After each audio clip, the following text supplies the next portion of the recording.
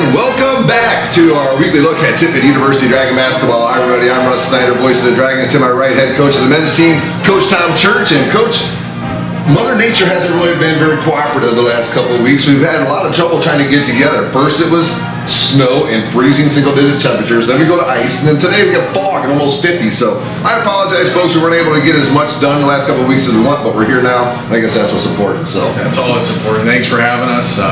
Super excited, but yeah, the weather is changing. It seems like hourly outside. Absolutely. So glad we could get together. Well, last week, I'll put this out there. Off the record, Coach Church said to me last week that this weekend feels like moving day, like on a golf tournament. And I think you were pretty right there, Coach, because some teams up towards the top moved down in the standings, and some teams like yourself moved up a couple spots in the standings. It's a good week for the Dragons. It was a great week, and I'll tell you, the energy in the gym, and we are making the Gill one of the hardest places to play. I mean, and it's you can see that on the stats, and you can see it on the schedule. But just a great week for our program and our guys and our staff, and super proud of what we got done. Well, yeah, Kentucky Wesleyan and Trevecca Nazarene coming in last week. Two teams were in the top portion of the, not even the top half, the top 2-3 teams in the conference league. And we started off the conference opponent Wesleyan on the first night on Thursday. 72-59, the Dragons get the win, and it was almost a historic night for Juan Ian Lopez, as he was back, I guess, Thursday and Saturday. One three-pointer off of tying the record of 8 made in a game for the Dragons. But boy, on Thursday night, 7 of 9 from the floor. That's pretty good shooting. He didn't get enough. To me, he didn't get enough up. Right. You know? I mean, 7 of 9. That's incredible. I mean, when he is clicking and shooting the ball like that, it is so fun to watch. But gosh, you know, we were really kind of hoping that he would step up, and some of our, you know, we've got a couple injuries and some guys that are absent, that we were really kind of hoping he was one of the guys that was going to step up. And for him to be an upperclassman and to kind of take on that role, especially with the scoring and shoot it like that, it takes the burden off of so many guys, and it takes the pressure off of our team. So and when he's hitting like that, that's going to open up shots for Brandon. That's going to open up the lane for Wes, and just a whole lot everybody else out there, guys like DJ Gooden, you know, and Morgan Taylor. Well, Morgan Taylor, what I love about Morgan is when he gets aggressive at the point guard, kind of gets that fullback mode, you know, wants to get to the rack. And I don't want to even talk about next year, but like, it's as a coach, you know, it's so nice. He's such an extension of a head coach. I don't have to worry about him turning the ball over. Right. I don't have to worry about him. I mean, he gets guys shots, but then he gets himself shots, and he's just such a good player, such a good person. I mean, he has, over the last, you know, his 3 years here have been, you know, we're really gonna miss him. And I don't want to talk about it, but it's just, you know, the fact that, like, he can do so many things on the floor and control the game. That's the biggest thing with him. He really controls the game and controls the tempo. Right. And then he gets the shots when he needs to, but he also finds guys, you know, when he needs to put them in the best position to score as well. So he just does so many things for us. And you can take a little bit of the load off him a little bit with the way KJ's been playing too, handling the ball a little bit, letting Morgan have the ball in his hands a lot as a point guard, but also let him get a little work as a 2. And that's the thing, like, if I want to get Mo a shot somewhere else and I want to take the ball out of his hands, then now we have KJ. And his defense and his athleticism and his length, it is so bothersome to a lot of players and a lot of teams. Yep, and those two working together makes it awful hard to press you guys too, because they're not only good ball handlers, but they're smart with the basketball as well. Morgan ended up that game with 12 points. Ian led the team with 21 on Thursday night, and Wesley chipped in with 11 points. And then DJ led your team in steals. DJ Gooden coming off the bench with 3 steals on the defensive end. I think we talked about this a couple shows ago, that it was like we were going to have some guys step up off the bench. And we've had that. And I just think that goes back to our program in general, you know, in recruiting and getting better and getting depth, to where these guys work hard, you know, and they just haven't gotten the opportunities because we've had other guys, and now they are, and they're taking advantage of it. Jacob's another kid too, you can make an example Jacob played tremendous on Saturday. And the confidence that he shoots the ball with, you know, the fact that he hasn't gotten those opportunities and then he's getting them now, he's making the most of it. Absolutely. And you love to see that. Yep. In that game as well, the Dragons you get 9 steals on the defensive end and only turned the ball over 9 times. And those single-digit turnovers is a great thing. I don't know what your number is that you'd like to have them underneath, but single-digit seems like a pretty good number. Our turnover margin, last time I looked, we were tied for 13th in the country. Wow. So what we're getting teams to turn it over compared to what we're turning it over, and we're first in the conference by a large margin, Wow. 13th in the country. That's a monster stat for us. That was a monster stat for our football program. I think they were towards the top of the country in the turnover margin as well. And then creating points off of those turnovers. Yeah, absolutely. Yeah, 9 steals for the Dragon defense against Kentucky Wesleyan on Thursday night, as we said, led by DJ Gooden's 3. Well, you had to back it up. You couldn't just win one and think you were good for the week. You had to come back on Saturday and face another good team, a big team. Trevecca Nazarene coming to town. That's a hard-fought battle, and Dragons end up with an 81-77 victory. They've been playing really well. I mean, I'll tell you what, I give Coach Carroll a ton of credit there. I mean, they have really flipped the script down there on that program. I think they won one game last year, and it was their first game of the season. Wow. So for them to be able to do what they were doing, but we felt like we were going to, they lost a really tough one on that Thursday, 71-70 at Ashland. So we knew offensively how good they were, and our defense was really, really going to be tested, especially the way that we play, passing lanes, pressure. They love the back door. So how are we going to be able to, to deal with that? And I thought our guys played great. They got some points there at the end. They hit a couple shots, but I don't think, that last 4 minutes when Brandon hit that shot, I think it was that was the next thing I was talking about. Just a huge bucket for us. I think it was like a 5-point game. Yeah. Big possession, shot clock was winding down, and he hit that shot. So, for us to not only win Thursday, but like you said, back it up, because we really needed to on Saturday to bring them down in the conference and move us up. It was a huge victory for us. The emotion that you got put in to get a big win like you had on Thursday night, and then you got to bring it back down and then ramp it back up 2 days later. It's not the easiest thing to do in the world. We had a whiteout night on Thursday, which our students were amazing. And then Saturday was our alumni fast break club in the student section. I thought it was just, our crowds are just awesome, and the alumni, I mean, they were so complimentary of our program afterwards. We had them in the locker room and them just kind of talking to our guys about, where the program is at and how proud they that's are. Cool. I like that. It's really, it means a lot to us. And you didn't get a chance to see it because you're at halftime, but our cheerleading program had a bunch of the little kids out there with them. They were able to do a performance. I did not get, my daughter was out there. Oh, cool. And she was up on one of the pyramids, but I got to watch the replay, from your end over here, and it was awesome. So cool. I got to see it. Yeah, it's pretty cool how you were able to work on. I mean, you do that with your basketball programs, and the cheerleaders were able to do that with the other. Just getting everybody involved in Tiffin University athletics in the communities. There's nothing negative about that. No, it's a great atmosphere, absolutely. Well, Ian backed it up on Saturday with another 7 threes. Not quite the shooting percentage he had. If he had taken as many shots on Thursday as he took on Saturday, who knows where he'd end up. He still ended up at 23 points. And, you mentioned him stepping up, and you can really see that the confidence in his jump shot has grown from early on in the year. And part of that is because he knows that the guy's got to rely on him a little bit. Absolutely. And he's been shooting the ball so well at home, and I know it's going to continue. His confidence in the way that he plays, he knows that he's going to get those open looks, and he's just got to be able to knock them down. And the other thing is too, defensively, he's so good too. Yeah. He gives us. It's not where he just makes shots, but it's like, oh man, on the defensive end. I mean, he is so good on both ends of the floor, and so we give away a toughness award after every game. I think we handed out 5 on Saturday because we, as a staff, we could not figure out. It was like there were so many different contributions, whether it was Ian, Mo, Jacob Plyman played tremendous on Saturday, just even around the basket to where we know he can shoot the ball. Right. He's got a great looking shot, but he was able to kind of defend in the interior and make a couple buckets around the basket that I thought were huge. He gave us great minutes. Yeah, a guy like Jacob, even if you can stroke that 3 on the other end of the floor, you're going to have to guard some bigs just because of your size, and that means you also got to keep those guys off the glass as well. Here's the other thing. For his 2 years, who does he have to go against every single day in practice? He's got to go against Wes every single day in practice. So, that's going to continue just to his development as a player.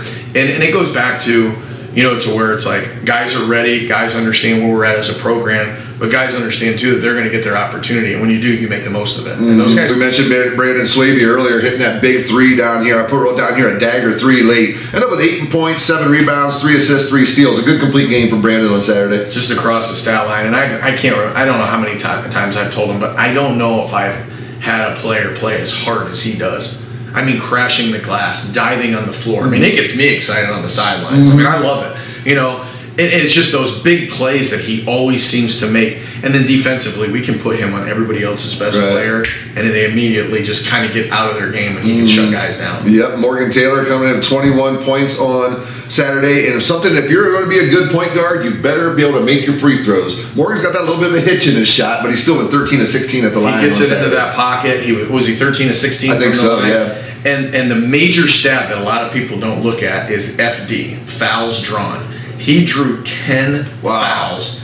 And basically fouled out 2 people, basically. Fouled out pretty much 2 people. I mean, drawing 10 fouls in a game, that's incredible. He's got to be one of the most difficult players, and I've kind of heard this from the officials too, but he is really hard to officiate because he's so strong, and I feel like he gets fouled even more, but because he doesn't flop and flail and all that stuff, it is the Shaquille O'Neal effect, where I feel like he should be drawing even more fouls. And it kind of gets in the head of the defenders if, like, they're trying to pick him up three-quarter court, even if there's some token pressure, and they get up into him, and he's just got that step quickness with the strength where he just that little half step. Next thing you know, they're into the body, and there's a cheap foul. You're not exactly. And I thought, I thought there was some times at the end of the game there to where it's like, he may have been getting fouled, but he's so strong that he can take that contact and just not turn the ball over. Got his specs broke over the weekend as well. He kept having to adjust them.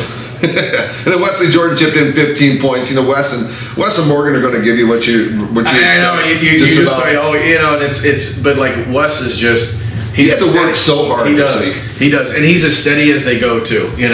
Some of his moves around the basket, though. I mean, you see that extra year.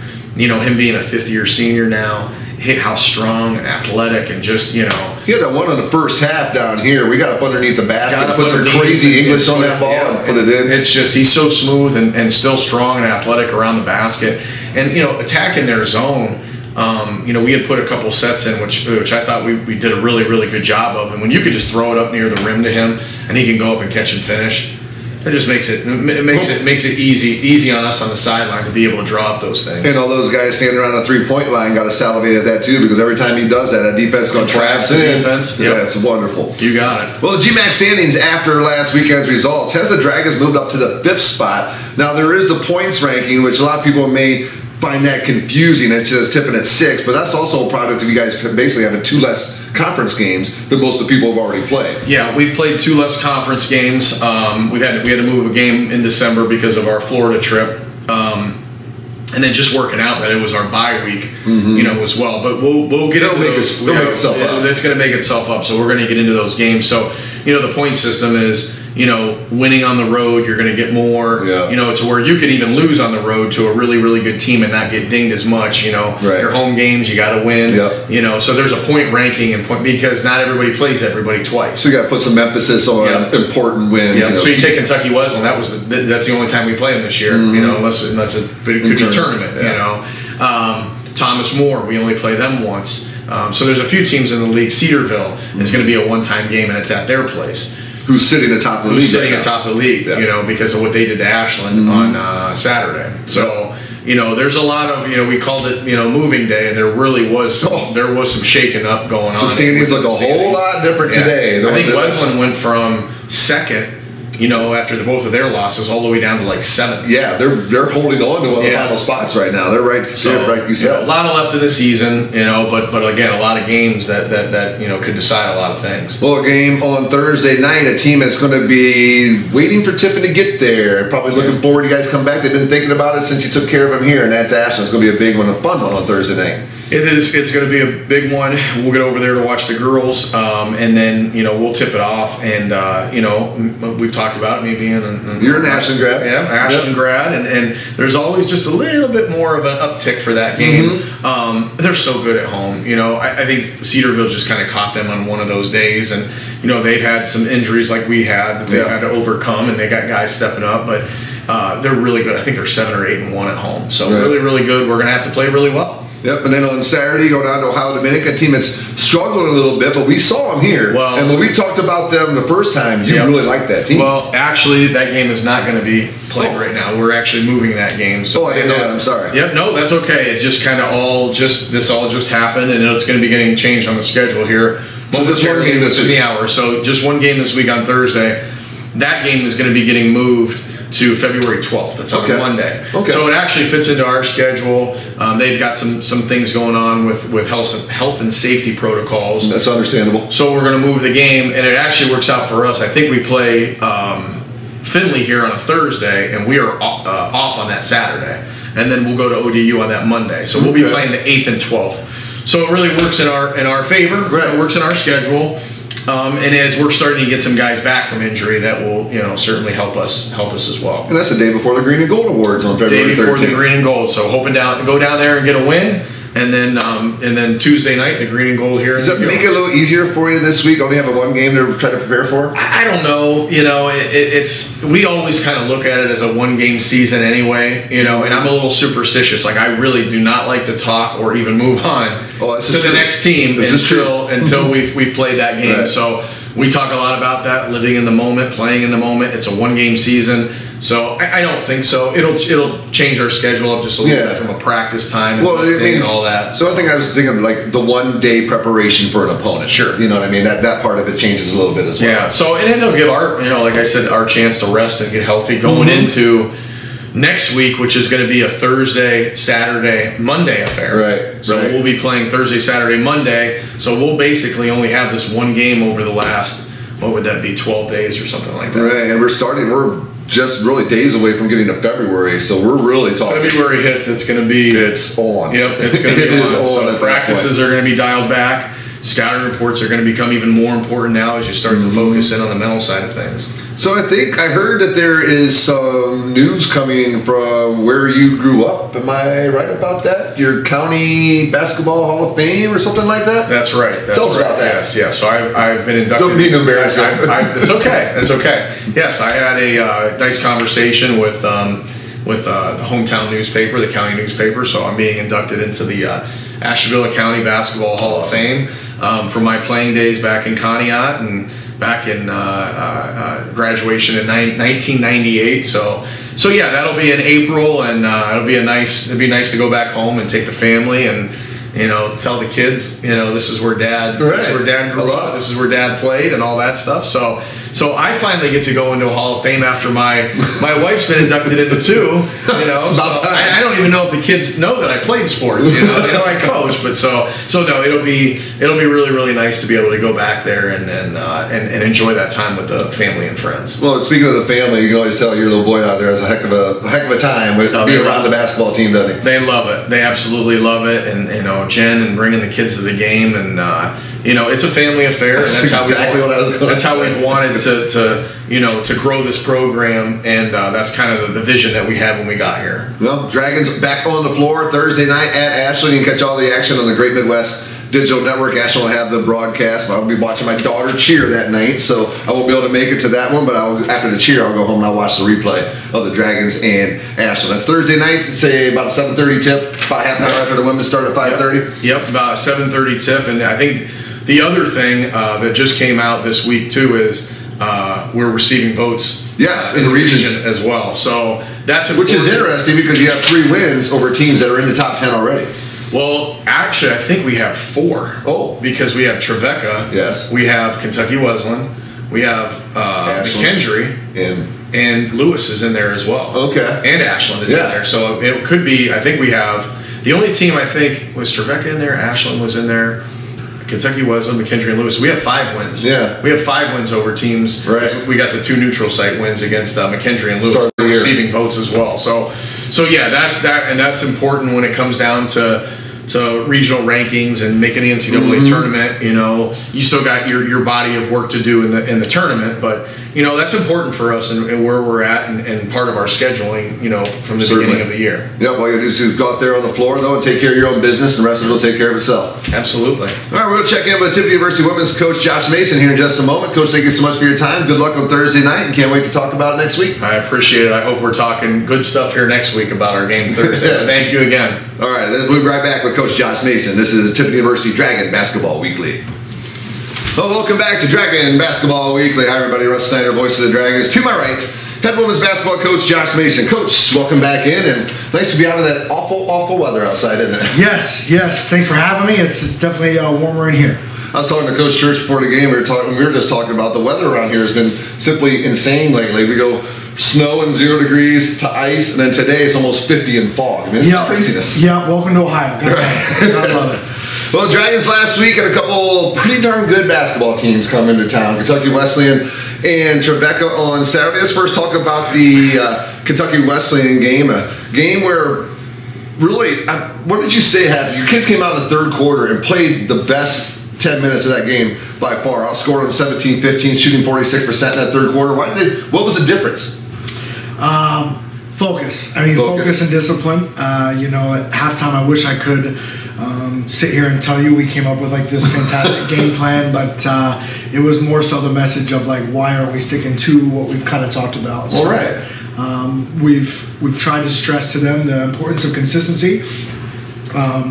We show glimpses of quarters of that consistency, and then we just got to find a way to put 4 together. Yeah, I hear you. Well, Katara Dejournette led you in scoring that game at 11 points. She made 3 threes. Kirsten Williams had 10 points, 5 rebounds for you in that game. And Tommy Hinkle continues to come off the bench when you need a quick spark. She can be one of the girls that you bring in to try to get that offense going. Is that kind of what her role is becoming? Get a little sluggish, just get her out there, see if she can hit a couple threes and get us moving. Yeah, I mean, she's great in her role as our 6th man with Grace Craig.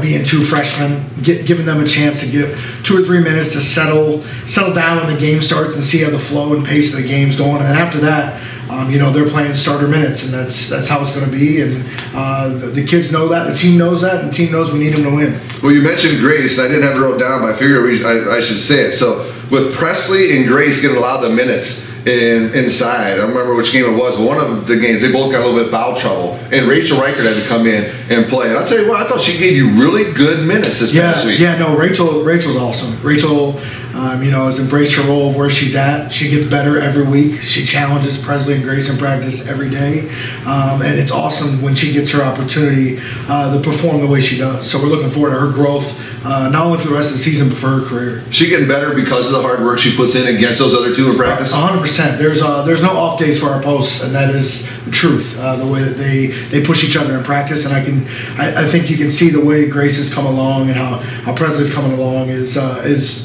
kind of the result of that. You need depth, especially inside, because there's a lot of whistles on the post. You know what I'm saying? A lot of whistles up there. So you got to have some depth up there. And having 3 players who can give you some consistent minutes has got to be something that you were really reaching for when you're trying to put this roster together. Yeah, that's the goal. We need some others to come with them, but that's the goal of consistent minutes. Well, on Saturday, the Dragons took on Tribeca, and this is a game, Coach, you can just basically break it down to the second quarter. You take the first, third, and fourth quarters, it's a 4-point game. Yeah. And they had that big second quarter. Yeah. Not only the big second quarter, but it was a big second quarter half right after the media. If you want to make it even smaller. Yeah. It just goes back to when you're playing young kids and they're getting used to this. It's in college, 2 or 3 possessions can lead to 5, 6, 7, 8, 9 possessions. Yeah. And the importance of being locked in every possession and sticking with what we're doing. We let that one kind of slip away and get bigger than what the score presented. But we're excited we get the opportunity to play them again. So when you break down the film, you watch the film with the kids, you kind of like concentrate on what's the good. I mean, at this point of the season, we talk a lot about. Not that it is funny because currently what our record is, but we do show on film the difference in the same game of what we're doing and then what we decide to do later, and the game plan hasn't changed. So I think the good thing about our kids is they understand it. Like they see what is happening on film of, hey, this is where we can play and compete with anybody. However, we can't follow it up with 20 minutes of looking like we've never talked before. Yeah. So the kids know it. The kids are owning it, and we're looking forward to finishing the last 10 games of the season strong. That's the classroom aspect of basketball. Yes. Especially dealing with student athletes playing basketball. Absolutely. Well, we mentioned Tommy Hinkle's name in the Thursday game. She chipped in 13 points to lead you in scoring on Saturday, and then Caitlin Moore had 7 points. And that's a young lady whose role has really changed from last year, or she probably had more minutes last year than what she had this year, but she's still able to contribute when she comes in. Now, talk a little bit about Caitlin, what she brings to the table for you guys. Yeah, Caitlin's biggest thing is she brings her length and her defensive presence. She's a great rebounder, can guard multiple positions. And we like to switch, so Kate provides what very few of our team can provide. And so when you see her at that end scoring 7 points, when typically offensively, like, that's not her niche. Her niche is on the defense side of the floor. So it's nice when you see her kind of embrace that role and excel at it on the other end of the floor as well. We mentioned Presley Felder's name earlier. She had 6 points, 8 rebounds for you on Saturday too. And really, when I looked at some of the numbers from the 2 games, something that really stuck out to me, and probably to you, is your amount of trips to the free throw line. Yeah, 2 for 4 on Thursday and 5 of 6 on Saturday. I'm sure you'd like your numbers to be way higher than that. Yeah. So, we got in a situation against Tribeca. We started settling for the 3-point line a little bit too much. But against Kentucky Wesleyan, we talked about the ability to play off of 2 feet and not just kind of throwing up layups when you get in there. You got to go up strong and go up under control. That way the rest will give you those fouls. But that's a learning process, again, of every game, understanding that we have to apply everything we've talked about in practice to that game environment. And so there's glimpses every game of it. There will be a game, I promise, that we're going to string 40 minutes of it. And then when that happens, it's going to be a fun team to watch. Certainly. Dragons on the road this week, going to Ashland, Ohio Dominican. We'll talk about those here in a minute. And let's talk about first, though, you said there's 10 games left on the schedule. Talk a little bit about the relationships at this point between the upperclassmen and the young kids. Yeah, the relationships are great. I think, our two COVID seniors that returned, they're talking about just the grind of this part of the season. I think what's awesome about our conference, if you look at some of the scores that happened last week and some of the craziness of who's beating who, knowing that we're not out of it, as crazy as that sounds, we're not. And so the leadership of the upperclassmen of getting them to understand we're not out of it. We're still in it. We got to win some ball games, but it's not over yet. And I think also getting them to understand that, like, you might feel like the season's long right now, but we still got another 5 weeks left. This is how college works. Typically, in high school, if you play 28 games, you went to state. In college, 28 games are given, so you want to play more than that. So it's awesome to see that type of relationship of kids that have went to the Sweet 16 and have played over 30 in a season, and then trying to get all those other kids to understand this is what it takes to be a college athlete. And as the calendar is getting ready to turn to February, you can call it crunch time if you want now, but February is really crunch time when it comes to the basketball season, a time where, like you said, a lot of teams beating, a lot of movement in the standings. Sitting at the top, Ashland, who you got to go face on Thursday. But this time of year where you see a lot of movement, you almost got to pay attention to the standings on Friday and Sunday after the Thursday and Saturday games. 100%. Like you said, this is where it gets real. There's 5 weeks left for every team in our conference. Teams are going to start to play each other 2 times. And that's what's fun. It's what's awesome about this conference. It's one of the best conferences, if not the best in the country. And you see it every night when you look on the scores of who's beating who.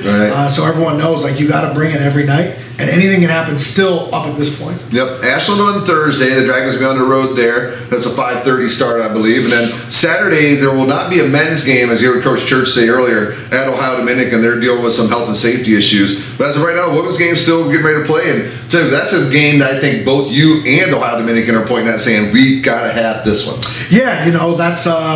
we'll call a spade a spade. That's the truth. We're not looking past Ashland. That is for dang sure. But Saturday does present. That's my job to look past Ashland. I got to bring it up. So we're gonna compete and handle number 1 in the country, the best that we can on Thursday. But then Saturday, I've seen the Dragons go there and win before, so why not do it again? Exactly. And then on Saturday, it is no secret that you have 2 teams in similar situations. Both in situations of the season not being over. However, that day is important. Day's important. And knowing that the fact that like you said, you're not eliminated from anything. Nope. So why not give it every single thing you got for 40 minutes every single time you get a chance to? Absolutely. And I think our girls aren't naive to that. They can look at the standings and everything that we can. And so they're embracing that, and I'm looking forward to see what we got this week. 5 weeks left. What's the one thing you want to see out of your team more than anything? The competitive consistency in a game. So I think I don't ever question our girls' ability to compete for 40 minutes, but now you have to be able to compete at a consistent rate of what we're doing, more discipline and focus, and I think the girls are excited to do that. So we're looking forward to that starting Thursday. If I went through all these Dragon Basketball Weeklies and I documented all the words you said, I think the word you've said the most would be consistency. Yeah. And that's I love them to death because they realize it as well. And again, you didn't love them, they wouldn't frustrate you. Exactly. And so there's going to be a day, like I said, there's going to be 40 minutes of consistent basketball, and everyone's going to be like, this is what he's been talking about. Right. And the girls know it too, so we're hoping that starts tomorrow. Big game, big week for the Dragons. On the road at Ashland on Thursday, on the road at Ohio Dominican on Saturday. If you'd like more information on all of the Tiffin University and the Great Midwest Athletic Conference women's basketball standings, schedule, all of that, greatmidwestsports.com. All the information on Tiffin University women's basketball at gotiffindragons.com. Anything else, Coach, before we let you go? I know you're busy getting ready for the trip tomorrow. No, that's it, man. We appreciate you having me. All right, that's Coach Josh Mason. I'm Russ Snyder, and this has been your look at Tiffin University Basketball, Dragon Basketball Weekly.